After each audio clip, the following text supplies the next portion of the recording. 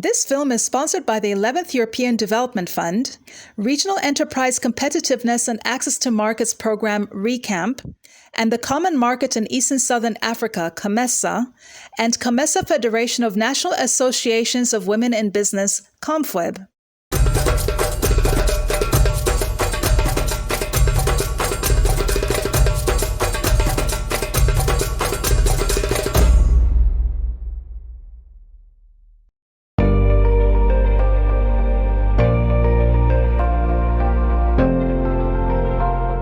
The dynamics of doing business in Africa surprises many. On the onset, people see poverty, but from the hearts of the African people come great products of diverse businesses that continue to unlock the wealth of the continent at large. The women of Africa have also been great contributors to the growing productivity of businesses. With hard work and persistence, what may seem like a dream to many has become a reality to some African women. COMFWB supports hard-working dreamers who want to make their dreams a reality. The members of COMFWB are into various types of businesses that include mining, farming, trading, tailoring, tourism, and hair and beauty products. COMESA was established as a preferential trade area to facilitate the movement of people and goods. It's a trade facilitation organization, I think, to put it very simply. It's just to facilitate trade between the member states of the common market for East and Southern Africa. We had taken the time to visit 3 self-motivated women that have overcome the challenges of doing business in Malawi. As members of COMFWB, they have been able to use the tools provided by the organization to overcome the various obstacles that they may have had along the way.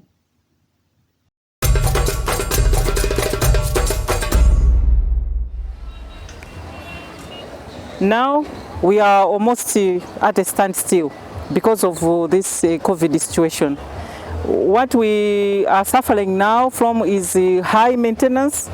If they are not moving, then they get rusted, and maintaining our staff is very hard. We have tried to trim down the staff. Now we are remaining with about 40 on our payroll. We have maintained them because they are essential workers. Sometimes you think about their families. If you want to fire them because there are no jobs, then they are also going to have problems at home. Selina Mwenalupembe is the founder of Mount Carmel Limited, which is an award-winning civil and building construction company in Malawi. Selina's company is involved in road construction, bridge construction, building of office blocks and private homes and laboratories for schools. Generally, we do all types of construction. Running a business in a male-dominated field has not been easy for Selina. But her persistence has honed her skills in outperforming other companies in Malawi. My motivation to start business was because of the financial burdens I used to meet. I started with a small business like roasting nuts, selling eggs, employing the boys, because this time I was working as a nurse midwife. In 2001, Selina participated in a Malawian government program that was supported by the European Union.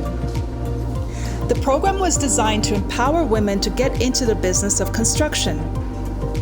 That same year, Selina registered her company, but her breakthrough only came in 2004.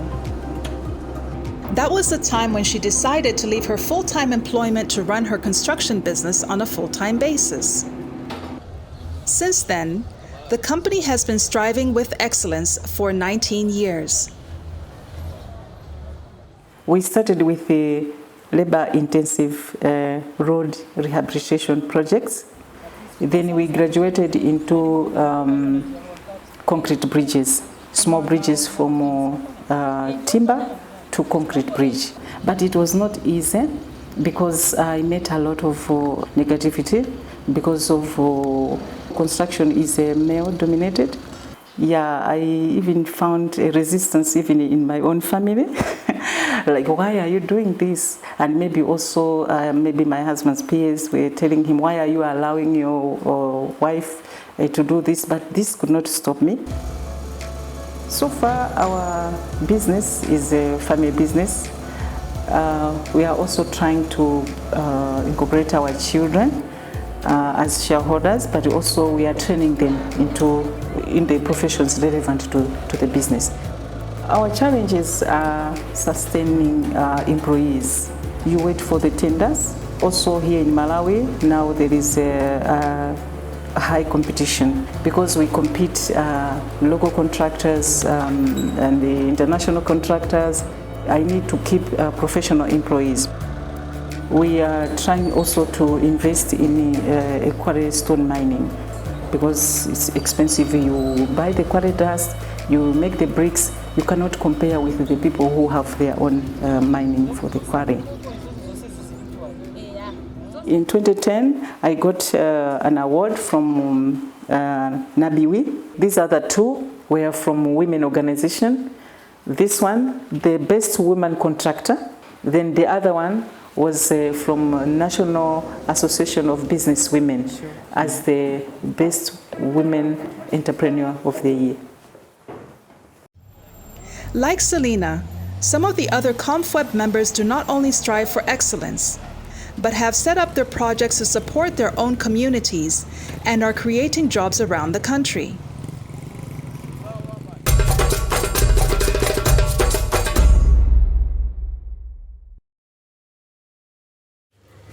It's a tough world out there for women entrepreneurs. For a woman to be successful in business, they have to work extra hard. When I started this, it was hard because my family expected me as a graduate maybe to be working at a certain organization, to be a manager, to be, you know, they had their own expectations. When I finished college, started working, and I think three times I lost my jobs. When they told me that they're letting me go, maybe the first 3-4 days I was sad, but then my head just goes boom. I think this is it. This is the final straw. I'm not going to be employed again. I'm going to concentrate on the business. I remember going to a big factory where they were making clothes for H&M and seeing all those people, tailors sitting in a big warehouse. I was like, okay, this is going to be me one day. Initially, I was doing all this at home. I said, no, I have to find a place because this is not just a hobby. This is a business. Namonde Simbakunsi is a well-known designer in Malawi who's the owner of Namonde Designs. She started her business making clothes for babies and children, but as time went by, her customers started asking her to make clothes not just for babies and children, but also for adults. This is when Namonde decided to diversify her clothing line. Apart from having a passion of working with colorful African fabrics, she's an advocate for women's rights. While many projects are focusing on rural communities, she has taken it upon herself to reach out to the women in the urban areas who are school dropouts, young mothers, and those in need of another income-generating activity. Namonde uses her business as a platform to encourage the women to develop their skills and sustain themselves economically. They are free to make their own designs. So this is just basic lesson where they learn the art of it. If they want, they will bring them here and we provide the market for them because normally the studio is busy and people would buy. There are a lot of tourists or individuals that walk through the studios.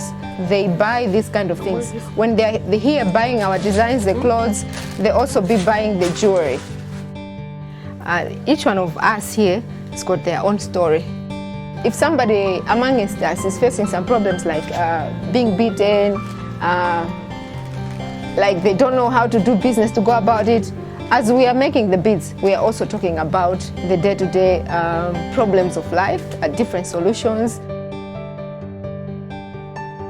There are a lot of people out there with talent, but they're running their businesses just as a subsistence business where they're just making money just to pay rent, to buy food. But I want to help the people in the fashion and art business to grow. If your business is straight, eventually you break through because people would understand what you do, and if your products are better, still you're going to find business. We had a show at the PEMCOM Gala. We were dressing women, but this time around we were showcasing women that were carrying their businesses with them. Most of the women that wore those outfits, they bought them, so I can't, yeah, most of them are gone. This one here is from the show.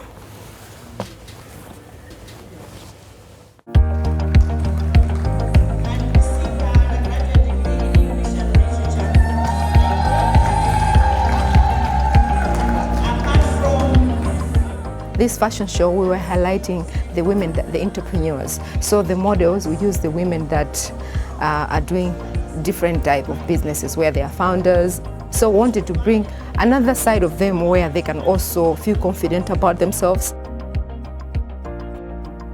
I want to showcase more, to market more, to be seen out there so that people can buy. The State House, where there was a function for the First Lady. I was like the main designer there who showcased, yeah? I've been identified. Sometimes they come and buy presidential gifts. Last time we had Melania, they came to buy some of my bags here, to like presidential gifts. I also want this initiative to grow bigger because this is like giving back to the community.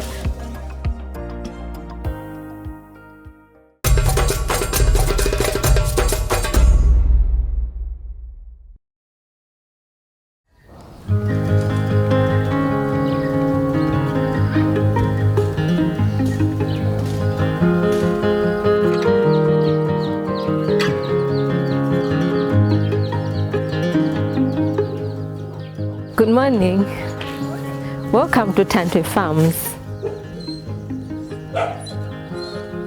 This is a beautiful farm. I love your mangoes. Oh yeah, these are an improved variety, Tommy, and we also have local ones. Basically, this is our production area. We have the Ngabegile Chatata is the co-founder of Tantwe Farms, which does not only grow various types of crops, but also offers specialized expertise in business incubation, agro-processing, greenhouse manufacturing and supply, capacity building and climate-smart technologies, and environment education and community outreach.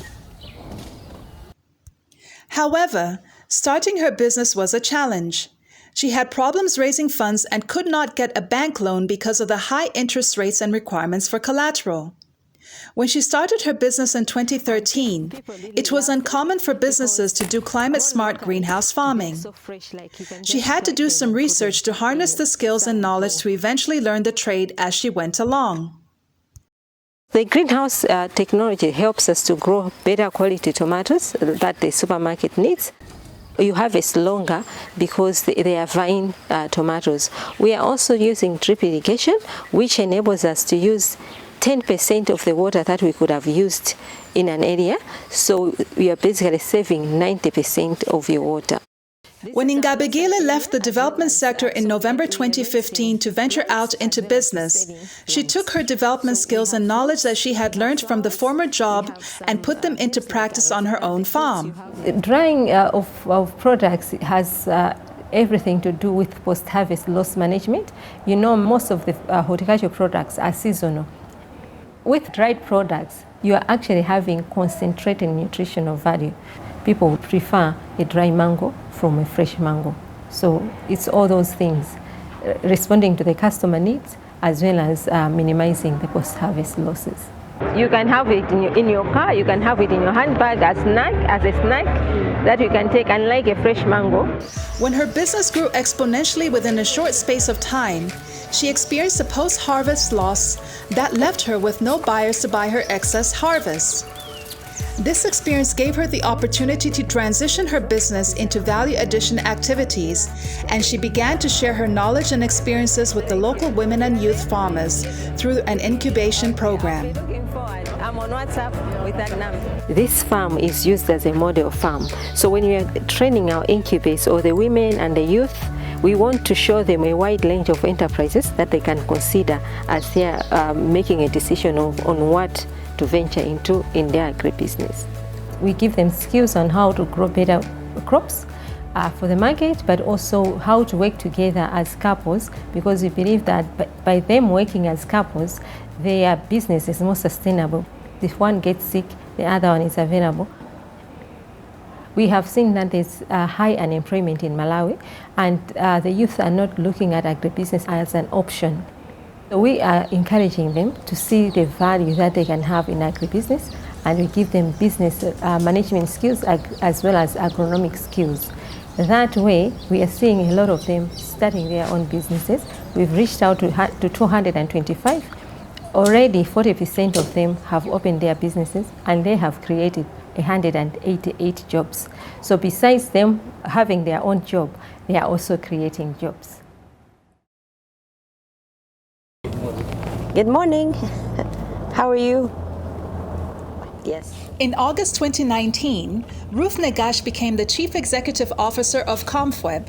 Since then, she has ensured that the tools of the program that the organization offers are accessible to its 3,000 members of women entrepreneurs who are owners of micro and small businesses in Malawi. Women in business here, they work very hard. However, market linkages are a bit short. So all the production they do, we try to help them to do value addition so we can export. Africa, what it needs right now is a trade integration. So to do the trade integration, I have to be able to understand the dynamics within the countries and how business is run. You must be able to understand the political situation, the economic situation, and now with COVID, where there's a new dynamic that comes through in which African countries are becoming interdependent in each other's products. The projects we have, there's one that we call BIAWE, which is Business Incubator for Women Entrepreneurs, African Women Entrepreneurs. The programs and projects of COMFWB provides information on entrepreneurship, coaching, mentoring, and also provides technical support through capacity building activities. Once their businesses become cooperatives, they're able to access technical and financial support through COMESA, local government programs, and development partners. The tools given help the members' businesses to be bankable and also gives them a competitive edge to regional and international export markets. This is one of the biggest challenges that African women are facing right now. The banks request collaterals, and some small businesses don't own homes, they don't own cars, they don't own big equipment to do collateral. But through this program, we teach them, we help them to come up with strategic plans, with concept notes, with business plans, and then through the business plans, they become bankable.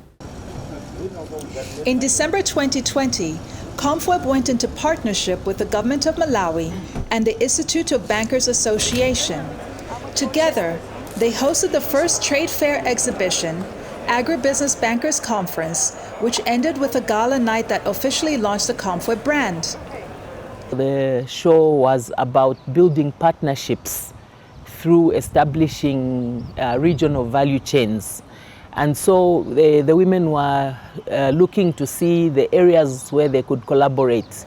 What are the products that they could pick and establish viable value chains that can work across the region, really to make sure that we are able to produce large enough quantities to make an impact on the market. Most times the challenges have been supply side, where you don't really have enough product to be able to sell to other people. But if you can create value chains and pool resources and pool skills and work together, those things. And so a number of products that we looked at, we could see that it was possible. Grains, we could do value chains, cassava, various byproducts of cassava. And so you can start to look at how you could link the women entrepreneurs, starting from the producer, the farmer, right down to the person who's going to do the value addition. And while we are doing that, you could incorporate the transporters, you could incorporate the people who are doing the packaging, and everybody would have a piece of this cake.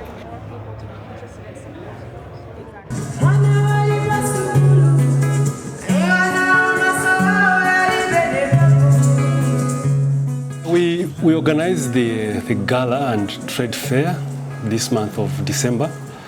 Basically, the trade fair is part of the activities that we have highlighted in our 2016 to 2020 strategic plan.